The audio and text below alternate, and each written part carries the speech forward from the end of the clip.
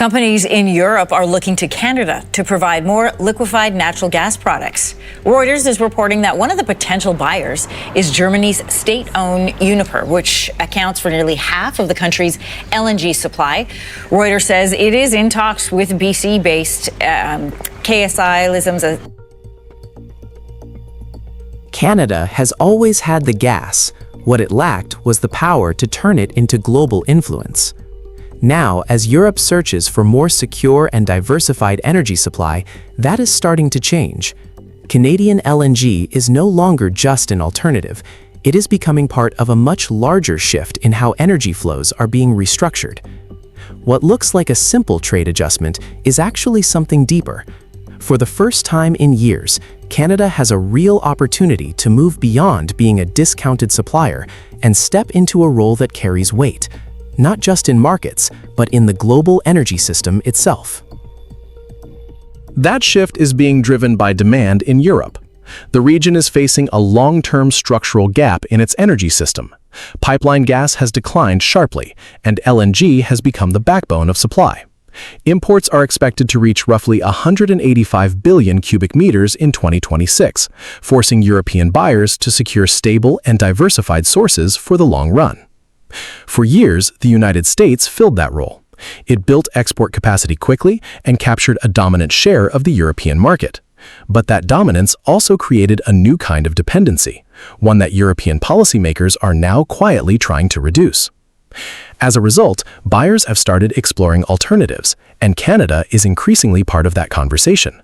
Discussions are already underway with Canadian LNG projects, particularly on the West Coast, and early cargo flows from Canada's first large-scale export terminal have begun to enter global markets. This is not a sudden pivot. It is a gradual but deliberate shift in strategy. Europe is not replacing the United States overnight, but it is building additional supply channels to reduce risk. And that is where Canada enters the equation in a much more serious way. To understand why this matters, you have to start with Canada's position in the global energy system. Canada is the world's fourth largest natural gas producer, with vast reserves concentrated in western provinces. Production costs are relatively low, and in many cases, Canadian gas trades at a steep discount compared to U.S. benchmarks, often around 40 to 50% lower. That pricing gap is not simply a market fluctuation. It reflects a structural limitation that has existed for years, where Canadian gas has been effectively trapped within North America due to limited export routes. Because of that, large volumes have been sold to the United States at discounted rates, where the value chain continues elsewhere. In practical terms, Canada has been supplying the raw material, while others have been capturing the higher value segments of the market. Now, as European demand grows, that imbalance is becoming more visible. Canada's low-cost supply is no longer just a domestic advantage. It is becoming a global one, especially in a market where buyers are balancing cost with long-term stability. But having the resource is only part of the equation. The real question is whether it can be delivered efficiently. Canada's biggest limitation is infrastructure. Most of its LNG export capacity is located on the Pacific coast, designed primarily for Asian markets, while direct routes to Europe remain limited. This forces Canadian shipments to take longer and more complex paths, often involving the Panama Canal. While the price advantage helps off some of that cost, the inefficiency still limits scale and speed. At the same time, moving gas across the country remains a challenge. Pipeline expansion requires navigating regulatory frameworks and regional politics, which can slow down projects that would otherwise unlock access to global markets. The result is a bottleneck that defines Canada's current position. It has the supply, and it now has the demand, but the connection between the two is still incomplete. This is where Europe's role becomes critical. When a market as large as Europe signals sustained demand, it changes investment decisions. Projects that once seemed uncertain begin to make economic sense, and infrastructure that faced delays gains new urgency. That dynamic is already visible in Canada. LNG projects are advancing, and discussions around pipeline capacity are being reframed in terms of national strategy rather than regional debate. The financial implications are substantial. Even capturing a modest share of Europe's LNG demand could translate into tens of billions of dollars in annual revenue for Canada. More importantly, it would allow Canada to move beyond exporting raw gas and into higher-value LNG exports. This is not just about volume, it is about positioning. Canada has an opportunity to shift from being a price taker in North America to a price-influencing supplier in global markets. That shift carries broader implications. Under Prime Minister Mark Carney, Canada has been pushing to diversify its economic relationships and reduce reliance on the United States. Energy is central to that effort, not only as an export sector, but as a strategic asset. At the same time, the United States under President Donald Trump has taken a more assertive approach to trade and energy, using both as tools of leverage in global negotiations. In that context, Canada's ability to export LNG directly to Europe becomes more than a commercial decision. It becomes a strategic one. Direct access to global markets gives Canada greater autonomy. It allows the country to negotiate contracts on its own terms, build long-term partnerships, and reduce its dependence on U.S. infrastructure to reach international buyers. For Europe, this creates more flexibility. For Canada, it creates more control. And over time, that combination reshapes how power is distributed within the global energy system. However, opportunity alone does not guarantee results. Energy markets are defined by long timelines. Infrastructure takes years to build, and once supply chains are established, they tend to remain in place for decades. That means timing is critical. Canada is now at a point where demand, policy direction, and market conditions are aligned. But if projects are delayed or investment slows, the window could close. Other suppliers, including the United States, are continuing to expand capacity and secure long-term contracts. Canada does not need to dominate the market to succeed. It only needs to secure a meaningful position within it. But to do that, it must act before the current shift becomes locked into a new equilibrium. This is not just a story about LNG exports. It is a story about transformation. For decades, Canada has operated below its potential in global energy markets, exporting raw resources while higher-value activities took place elsewhere. That model is now being challenged by a combination of global demand and shifting geopolitics. Europe's search for stable energy is creating an opening. It is allowing Canada to step into a larger role, one where it can capture more value and exert more influence over how energy flows are structured. The advantage is clear. The demand is real. The strategy is taking shape. What remains uncertain is execution. Because in the end, the question is not whether Canada has the resources to become an energy power. It is whether it can move fast enough to claim that position before someone else does.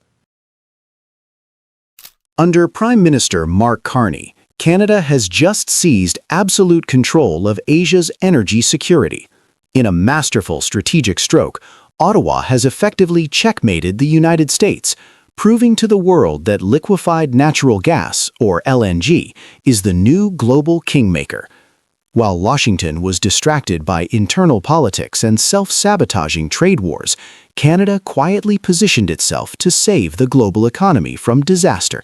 The geopolitical chessboard has been flipped, and the era of American energy supremacy is rapidly collapsing in real time.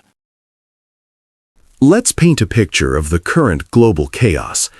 It is early 2026, and the world is reeling from the third major energy crisis of the 2020s. Following the devastating United States and Israeli attacks on Iran on February 28th, the retaliation was swift, brutal, and world-altering. Today, the critical Strait of Hormuz is a complete no-go zone. Tankers are sitting idle in the water, trapped by geopolitical crossfire. The numbers are nothing short of apocalyptic for global markets. Middle East oil exports have plunged by at least 60%. Even worse for the natural gas sector, massive LNG production from major exporters like Qatar and the UAE has been completely stopped. The global energy markets are in an absolute freefall. Because of this effective shutdown, massive Asian economies like Japan and South Korea are facing a catastrophic energy shortage. The factories that power the modern world are staring at blackouts. This is not just a market dip, this is an existential crisis for North Asia. Now introduce the American problem. On paper, the United States was supposed to be the savior here. They were the world's reigning LNG champion.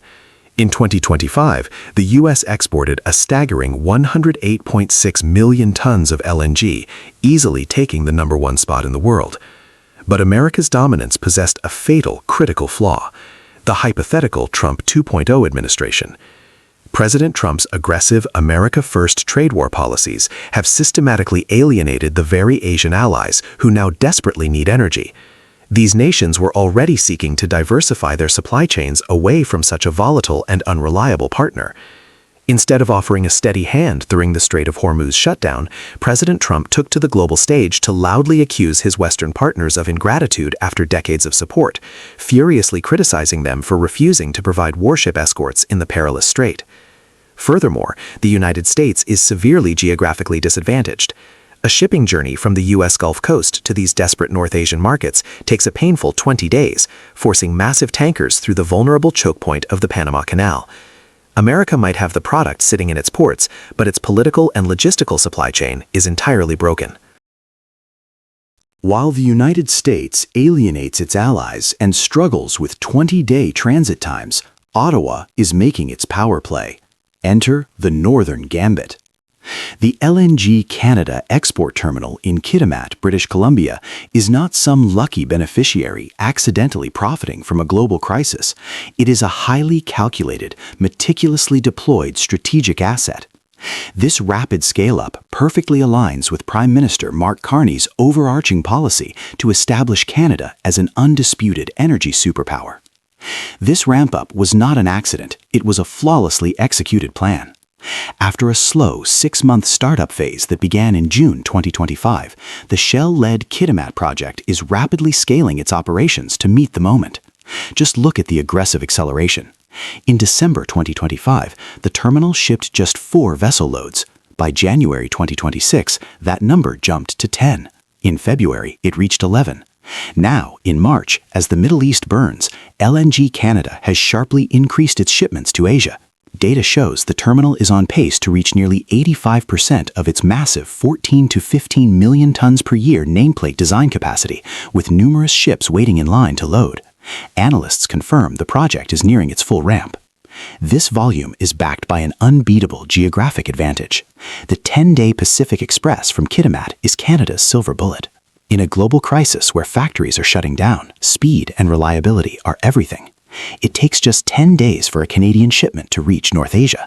That is half the time of the grueling 20-day journey from the U.S. Gulf Coast. While American ships are still bobbing halfway across the ocean, Canadian LNG is already powering Asian cities. Because of this unmatched transit speed and political stability, Canada is now the only viable, high-volume, short-term supplier capable of keeping Asia afloat. There is a profound human element to this victory as well. Consider the vessels making this crucial 10-day voyage. Ships like the Diamond Gas Crystal symbolize a modern, responsible, and incredibly stable partnership. This steady Canadian reliability stands in glaring contrast to the chaotic violence of the Middle East and the erratic, hostile political volatility radiating from the United States. We are now witnessing the fallout of a spectacular geopolitical checkmate. Frantic Asian leaders and energy ministers from South Korea, Japan, China, and Taiwan, the primary destinations for these shipments, are picking up the phone. But they are making their calls to Ottawa, not Washington. Asian nations are rushing to lock in long-term deals with a partner they know they can trust. Canada is not just selling liquefied natural gas. Canada is selling stability in a fractured world. The cost for America is devastating and permanent. The Strait of Hormuz crisis was merely the trigger. President Trump's trade war and diplomatic hostility were the underlying conditions that cost America its dominance in the world's most critical energy market. The United States focused entirely on short-term political wins and grandstanding, which has now led directly to a long-term strategic catastrophe. Look at the incredible contrast in the data.